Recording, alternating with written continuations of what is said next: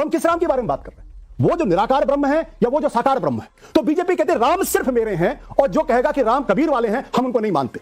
सब मानने को तैयार हो गए, नास्तिक भी मानने को तैयार हो गए कि साहब तुलसी के राम अलग हैं और उनके राम अलग हैं। तो तुलसी ने भी कहा सिया राम मैं सब जग जानी करऊं प्रणाम जोर जुग पानी। रमजान का जिक्र किया आपने, हज का जिक्र क्यों करते हैं इसका?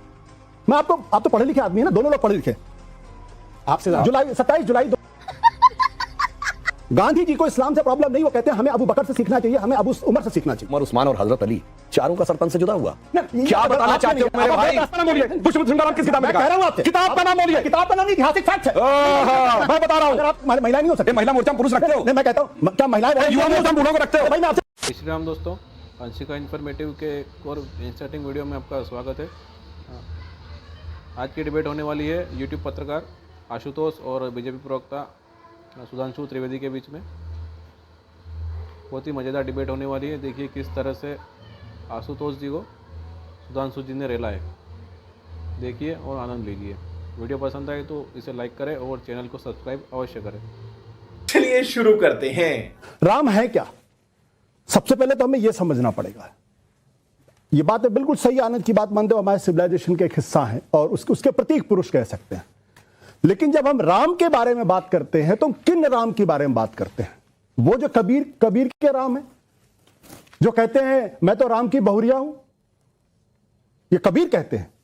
कबीर ये भी कहते हैं निर्गुण राम जपहु रे भाई, अवगत की गति लखी न जाई। ये कबीर कहते हैं, वो एक निराकार परम ब्रह्म की बात करते हैं जिनको आप महसूस करते हैं, जो कहीं किसी मूर्ति में नजर नहीं आते, उनको हर जगह नजर आते हैं। और तुलसी क्या कहते हैं? रामई केवल राम प्यारा, जान ले जो जाने निहारा। तो तुलसी ये कहते हैं। तो हम किस राम के बारे में बात कर रहे हैं? वो जो निराकार ब्रह्म है या वो जो साकार ब्रह्म है? तो ये उठता है जब राम ऐसे हैं कि जिनकी कथा खुद भगवान शिव कहते हैं, तो बीजेपी कहते हैं राम सिर्फ मेरे हैं, और जो कहेगा कि राम कबीर वाले हैं हम उनको नहीं मानते। मतला प्रसाद सिंह ने किताब लिखी है, जो अयोध्या के रहने वाले बड़े पत्रकार हैं, वो आप उनको लेफ्टिस्ट के लिए राइटिस्ट के लिए, उन्होंने एक प्रसंग का उदाहरण किया है कि जब ये बातचीत चल रही थी राम के इस राम मंदिर का कैसे निपटारा हो, तो एक सोल्यूशन आया। उस सोल्यूशन को लेके बहुत प्रसन्न हुए अशोक सिंघल, और वो गए बाला साहब देवरस के पास, और उन्होंने कहा कि बाला साहब जी ये प्रसंग बहुत अच्छा, राम मंदिर तो बन जाएगा। बाला साहब देवरस ने अशोक सिंघल को डांट लगाई, बोले क्या बेवकूफी की बात करते हो? और ये मैं नहीं कह रहा हूं, किताब में लिखा हुआ है, आज भी किताब उपलब्ध अगर आप पढ़ेंगे, शीतला प्रसाद सिंह की जो अयोध्या। इस मुद्दे पर हमें इस देश के अंदर 300 सीटें लेकर आनी, अपनी सरकार बनानी। प्रश्न ये कि कौन राजनीति कर रहा?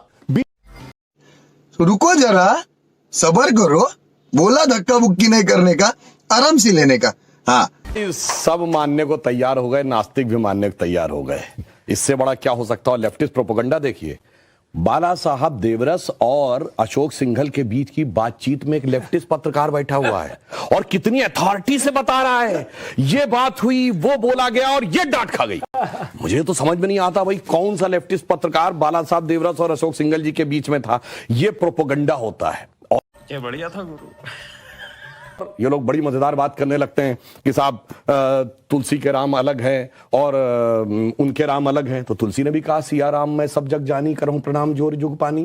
तो कबीर ने कहा है दुल्हन गाओ मंगल चार, हमरे घर आए रे राजा राम भरतार। राजा राम बोला है, 1 लाख पूत 1.25 लाख नाती, ता रावण घर दिया न बाती। तो रावण भी उन्होंने बहुत साफ साफ कहा है। परंतु मजेदार बात यह है कि सेकुलर लोगों को इस बात पे तो आपत्ति है। आनंद रंगनाथन जी ने अच्छा जवाब दिया कि मंदिर में पैसा नहीं लगे, मगर सेकुलर सरकार को हज सब्सिडी देनी चाहिए थी, उस पर किसी को आपत्ति नहीं थी। जबकि मुस्लिम अकीदे के अनुसार हज अपने पैसे से जाया जाता है, सरकार के पैसे से नहीं। मजे की बात, हमने कभी नहीं कहा हम मंदिर बनवाएंगे, हमने कहा मंदिर का मार्ग प्रशस्त करेंगे। मुलायम सिंह ने कहा मस्जिद बनवाएंगे, और इन्हीं के नेता वकील का चोला ओढ़कर, हमने चुनाव से नहीं जोड़ा। याद करिए, बाबरी मस्जिद एक्शन कमेटी का वकील बनकर किसने कहा था 2019 के बाद इसको जजमेंट को ले जाइए, वरना इसका राजनीतिक लाभ मिलेगा। तो राजनीति करने का जो सारा का सारा वो बात है। और अंत में एक बात और कह दूं, क्यों आवश्यक है? इसलिए आवश्यक है कि राम मंदिर बन के जानते क्या संदेश देगा? दुनिया का इतिहास भरा पड़ा है कि भाई भाई की गर्दन काट के गद्दी पे बैठा, बेटा बाप को मार के गद्दी पे बैठा। यह दुनिया को एक संदेश देगा कि एक ऐसा भी महापुरुष है, एक ऐसे भी भगवान है, एक ऐसी महान संस्कृति है जहां पिता के एक वचन के लिए संपूर्ण राज्य छोड़कर बेटा जंगल में चला जाता है। जहां जिसको राज मिलने वाला होता है वो खड़ाऊ रख के शासन करने लगता है, दूसरा भाई जंगल में चला जाता है। यह संदेश देगा। क्या बात है सर, क्या बात है सर, क्या बात है। ये बात जब जब आप हिंदू धर्म के बारे में बात करेंगे, जब जब आप भगवान राम के बारे में बातचीत करेंगे, उसे मुसलमान का लाना बहुत जरूरी है। ये जो बाइनरी आप क्रिएट करते हैं, बिना मुसलमान के, बिना इस्लाम के, बिना बाबरी मस्जिद के, क्या भगवान राम का अस्तित्व नहीं हो सकता? नहीं, सिर्फ राम मंदिर, नहीं, क्योंकि बाबरी आप दोनों लोगों ने बार बार रमजान का जिक्र किया, आपने हज का जिक्र क्यों करते हैं इसका? आप तो पढ़े लिखे आदमी है ना, दोनों लोग पढ़े लिखे। आपसे 27 जुलाई 1937 हरिजन एक अखबार था जिसके एडिटर थे महात्मा गांधी। मैं पढ़ के सुना देता हूं, और ये आजकल के बच्चों को बहुत जरूरी जानना। I can't give you the reference of Ramchandra or Krishna because they were not considered as historical figures. I cannot help it but to present to you the names of Hazrat Abu Bakr and Hazrat Umar Farooq. They were leaders of a vast empire, yet they lived a life of austerity. जब गांधी जी से पूछा गया, जब ये debate हो रही थी राम राज्य कैसा हो, किस तरीके से राजा कैसा होना चाहिए, वो अबू बकर और अबू उमर का जिक्र करते हैं। ये कौन है? ये पैगंबर मोहम्मद के बाद जो पहले खलीफा बने उनका नाम था अबू बकर, जो दूसरे खलीफा बने वो अबू उमर, जो तीसरे खलीफा बने वो अबू उस्मान, चौथे जो बने वो अली थे। गांधी जी को इस्लाम से प्रॉब्लम नहीं, वो कहते हैं हमें अबू बकर से सीखना चाहिए, हमें अबू उमर से सीखना चाहिए।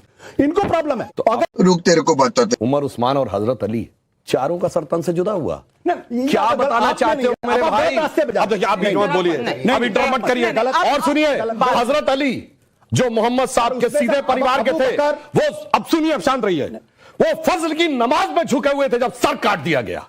क्या आप बच्चों को आदर्श देना चाहते हैं कि साहब उनके बारे में बात करके आज के जमाने में मुझे लगता है बहुत सोच समझ के बोलना चाहिए। आप क्या उसका पालन करना चाहते हैं? बात करें, आप चाहते हैं हिंदू धर्म उसी तरीके से हो जाए? आप ये चाहते हैं? आप कह रहे हैं गांधी जी के बारे में जानकारी नहीं, गांधी जी को ये जानकारी नहीं थी। गांधी जी, बिल्कुल मैं बात कह रहा हूं भाई, अरे गर्दन कटी थी कि नहीं बोली? हाँ या ना? गांधी जी को इसकी जानकारी, तो अगर बोल रहे हैं तो गांधी ने या तो गांधी जी ने कहा, तो गांधी ने कहा गर्दन काटने वाले सही है। गांधी ने आगे बात को मानने के लिए तैयार नहीं है। देखिए, और अब मैं बताता हूं, सुनिए, का जिक्र नहीं करेंगे जिन्होंने गर्दन काटी थी। आप पुष्पमित्र सिंह का जिक्र नहीं करेंगे? मेरी बात, कहां लिखा? किताब का नाम बोलिए, किताब का नाम बोलिए, किताब का नाम बोलिए। पुष्पमित्र सिंह का नाम किस किताब में लिखा? कह रहा हूं आपसे, किताब का नाम बोलिए। किताब का नाम ऐतिहासिक फैक्ट है। मैं बता रहा हूं, किताब का नाम है अशोकावदान। अशोकावदान अशोक की ऑटोबायोग्राफी है, और वो पुष्पमित्र सिंह उसके 90 साल बाद हुआ, उस पर पुष्पमित्र सिंह का नाम कैसे आ गया? गांधी जी की ऑटोबायोग्राफी में 2000 साल बाद मोदी जी का नाम होगा। ऐसी एब्सर्ड किस्म की बात। सर, अभी हाल ही में राम मंदिर में पुजारियों की भर्ती हुई, जिसमें सिर्फ ब्राह्मणों को ही मौका मिला, अन्य जातियों को मौका क्यों नहीं मिला? बिल्कुल मिलना चाहिए। साहब आपको पता है, आपको पता है 20,000 हमारे ऐसे मंदिर हैं जहां पर दलित पुजारी हैं। आपको पता है? मेरी बात तो सुनिए, हर जगह अलग होता है। महामंडलेश्वर आपको पता है कितनी महिलाएं हैं? 60।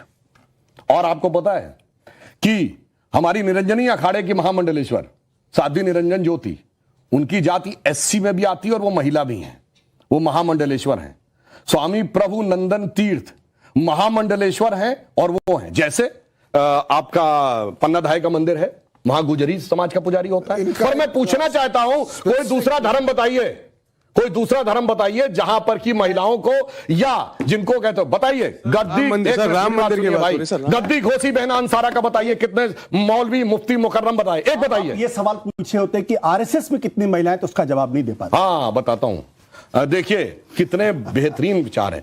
RSS का नाम है राष्ट्रीय स्वयंसेवक संघ, ठीक, और उसकी महिला विंग है राष्ट्रीय सेविका समिति, जिसकी अध्यक्ष है शांताई। अरे भाई, महिला मोर्चा पुरुष नहीं होते भाई, कुतर के करेगा। कुतर क्या? राष्ट्रीय सेविका समिति के बारे में आपको पता नहीं है? उसकी अध्यक्ष ये स्वयंसेवक का मतलब वॉलंटियर, महिलाएं वॉलंटियर नहीं हो सकती। ऑल राइट, कृष्ण प्रिया, अच्छा वैसे एक बात और क्या बताएं। महिलाएं वॉलंटियर नहीं हो सकती? स्वयंसेवक महिलाएं नहीं हो सकती? ये महिला मोर्चा में पुरुष रखते हो? नहीं, मैं कहता हूं क्या महिलाएं volunteer युवा नहीं हो मोर्चा में सकती? बूढ़ों को रखते हो? अरे भाई मैं आपसे सवाल पूछ रहा हूं। अल्पसंख्यक मोर्चा में हिंदुओं को ऐसे रखते तो हो? कभी खत्म नहीं होगा। लेकिन अब कुतर्क पे आप आ गए जब मैंने बता दिया लेकिन मैं सेविका एक समिति सवाल अलग है, स्वयंसेवक आशुतोष अलग जी है। से लाइटर नोट पे ये पूछ लूं। पुरुष नहीं, ये आशुतोष जी जिस दौर में आप एंकर थे, एडिटर थे एक हिंदी चैनल के, उस दौर में कितनी महिला एडिटर्स थी हिंदी न्यूज चैनल्स में, उसका भी उल्लेख कर दीजिए। हमारे न्यूज रूम में तो बहुत सारी महिलाएं थी। एडिटर पूछ कम रही थी, हूँ। बिल्कुल कम थी। कौन कोई नहीं थी। कोई नहीं, आप हैं ना? कोई नहीं थी, लेकिन कोई नहीं थी, मैं- नोट किया जाए।